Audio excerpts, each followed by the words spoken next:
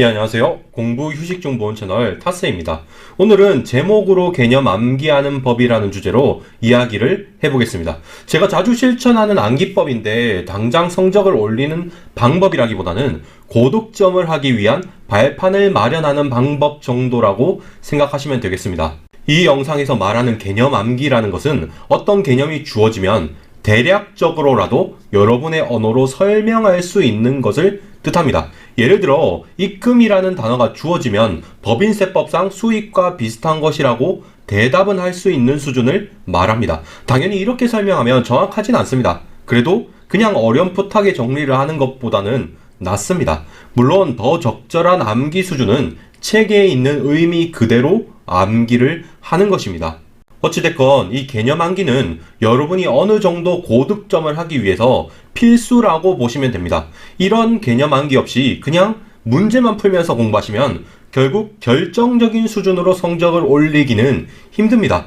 그래서 대강이라도 설명할 수 있게 개념 암기를 하는 것은 중요합니다. 또 이렇게 이야기하면 어차피 나는 100점 맞을 생각이 없다!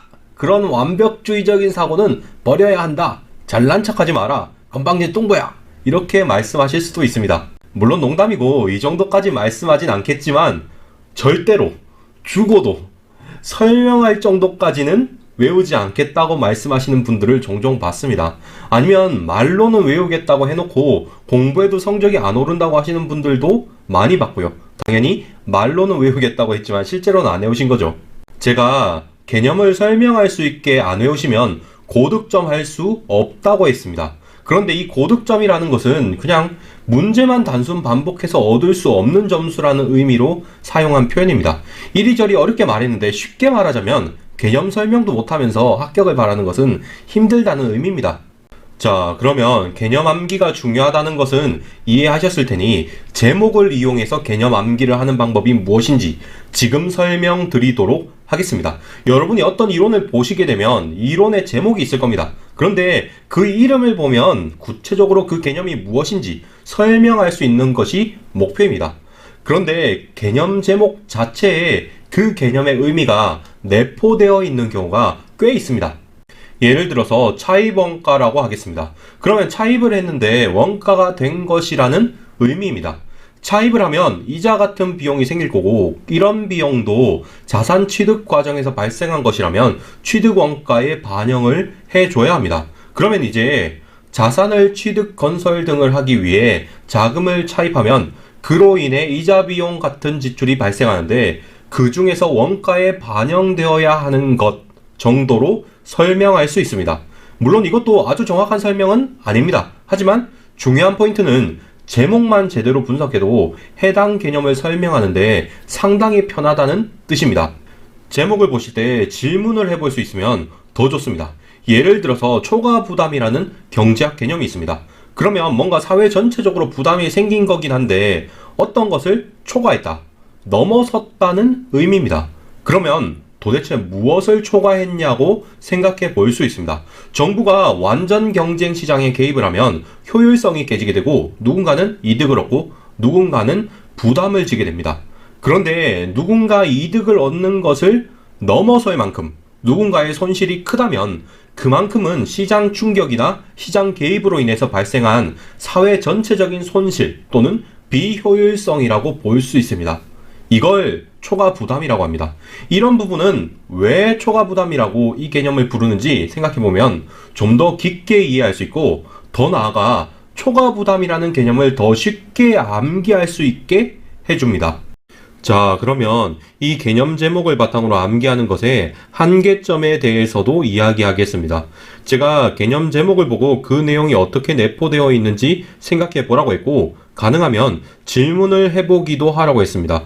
그런데 첫 번째 한계점으로 적용이 불가능한 개념도 있다는 점이 있습니다. 예를 들어서 코즈의 정리 같은 것이 대표적인 예입니다.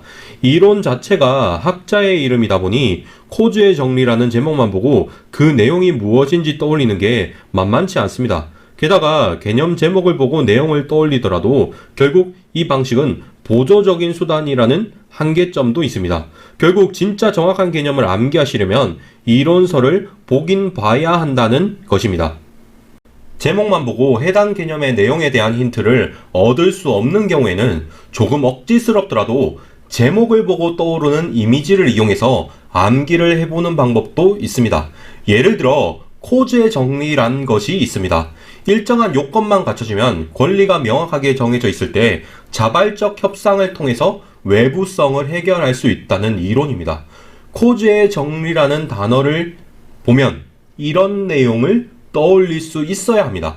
그러면 코즈라고 하면 좀 억지스럽지만 저는 코가 먼저 떠오릅니다. 그러면 코를 맞대고 노려보면서 협상을 하는 그런 이미지를 기억하려고 노력합니다. 이런 식으로 어떤 이론 제목을 보고 바로 떠오르는 이미지를 이용해서 그 이론의 내용과 엮어서 외우는 방법이 있습니다. 그리고 두 번째 한계점으로 제가 개념 제목을 이용해서 암기하는 것은 보조적 수단이라고 말한 것이 있습니다. 이건 해결하는 것이 생각보다 간단합니다. 이론 암기를 할 때 번거롭더라도 이론서를 제대로 읽어보고 내가 기억하는 것이 제대로 된 것인지 확인만 하면 됩니다. 영상 요약하겠습니다. 만약 여러분이 개념을 대략적으로라도 설명할 수 있게 외우고 싶으시다면 개념의 제목을 이용할 수 있습니다. 개념의 제목 자체를 잘 읽어보면 그 내용에 대한 힌트가 어느 정도 담겨 있기 때문입니다. 이런 힌트는 개념을 보고 그냥 떠오르는 질문에 대해 고민해보면 더 잘 찾을 수도 있습니다.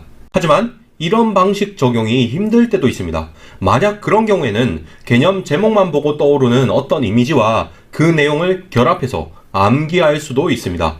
대신 개념 제목을 보고 그 개념을 설명해 보셨으면 꼭 이론서를 다시 보시고 본인이 제대로 암기하고 있는 것인지 확인해 보는 것을 권합니다. 이상으로 영상을 마치겠습니다. 야매식 암기법은 학술적으로 엄밀한 내용이 아닌 암기 요령을 다룬 컨텐츠입니다.